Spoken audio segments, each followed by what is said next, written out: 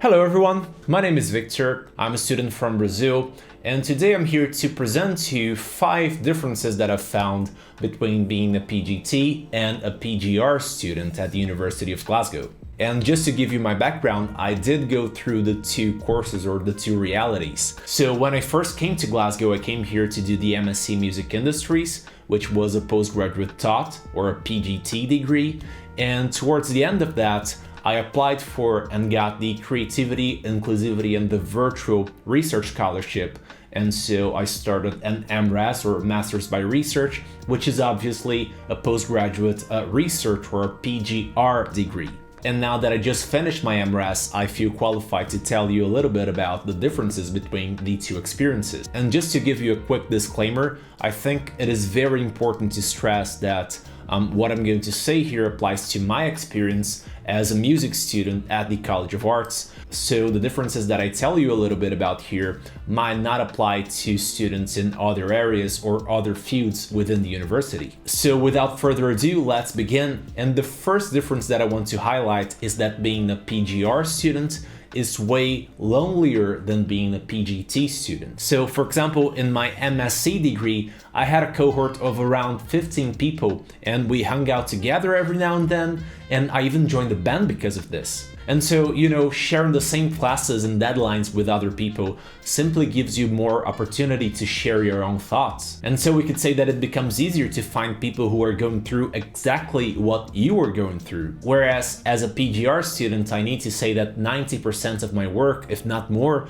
was done entirely by myself. So of course I did have, regular meetings with my supervisors, but other than that, I had no fixed group of people who I could talk to about my work. And so I just want to stress that it becomes even more important as a PGR student to look after your mental health and actively seek connections with people outside of your bubble. And with that being said, the second difference that I want to highlight is that being a PGR student is way more flexible than being a PGT student. So while I did not have a fixed cohort in my PGR journey, I did get the opportunity to study subjects that went way beyond what the PGT degree would allow me to. So just as an example, when I started my PGT journey, it had a set path of 4 different subjects that I needed to take, plus a practical project, plus a dissertation, all of which I needed to fulfill in order to get my degree. And on the other hand, when I started my PGR journey, I had a certain amount of credits that I needed to fulfill, but there was a lot of flexibility as to how I would fulfill them. And so, for example, this gave me the opportunity to pursue courses outside of music, for example, in philosophy and in the School of Social Sciences, both for personal interest and also because I felt like these courses were very relevant to my personal research. So I guess what I want to say is that as a PGR student, I had way more opportunities to broaden my horizons, which is a great thing. And this actually leads me into my third point, which is that being a PGR student, I feel like it takes way more responsibility than being a PGT student. So you know the saying, with great power comes great responsibility, and I feel like as a PGR student, you will need way more responsibility to manage the flexibility of your schedule. And I guess that happens because, in a sense, being a PGR student kind of puts you in that gray zone between being a student and being a full-time researcher. And as such, there are a lot of things that simply nobody will tell you. So you will need to manage your schedule by yourself and chase information and seek the correct ways of doing things all by yourself. And not only that, but also if you're, for example, doing ethnography or interviewing people for your research, you need to be fully aware that those are real people that you're talking to, and that talking to them will have a potential huge impact in their lives. And so as a PGR student, you really start to think that ethics guidelines are not just, a boring thing to slow you down. And so in sum, I think what I want to say here is that the consequences of you not handling your work properly tend to go way beyond simply you getting a bad grade or having to resit an exam or anything like that.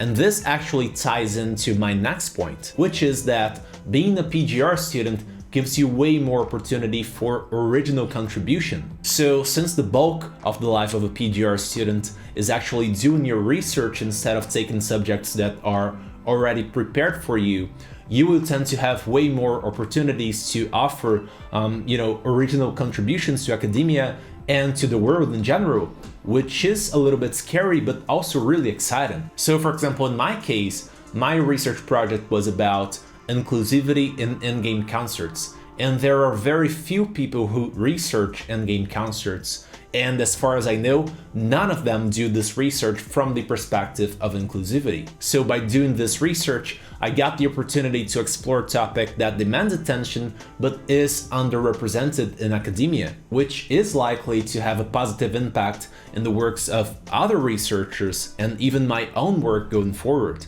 And I just want to stress that, of course, it is absolutely possible to do that as a PGT student and sometimes even as an undergraduate student.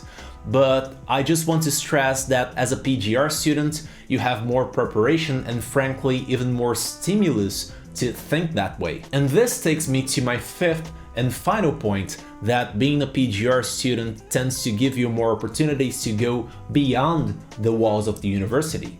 So from my very first day as a PGR student, my supervisor advised me to start building a network of like-minded people and to start thinking what journals I could publish my research at and what conferences I could go and present my results at, for example. And I took this advice to heart, and over my years as a PGR student, this has led me to connect and collaborate with researchers and institutions from the UK, of course, but also from Brazil, Germany, Sweden, and Italy, just to name a few places. So in a sense, I would say that this kind of helps counterbalance the loneliness that I mentioned in the first point, and it gives you a really nice sense that you and your work exist in the world in a broader sense and not just within the university. And again, of course, this is absolutely achievable as a PGT or even as an undergraduate student.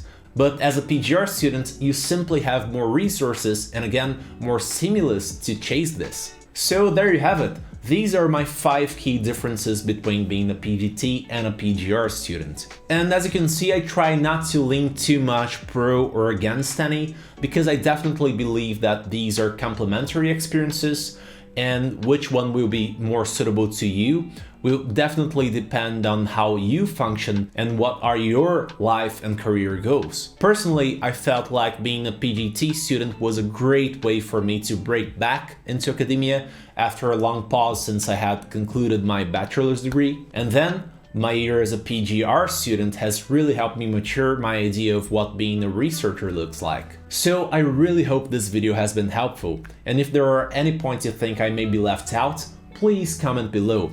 That's it. Cheers!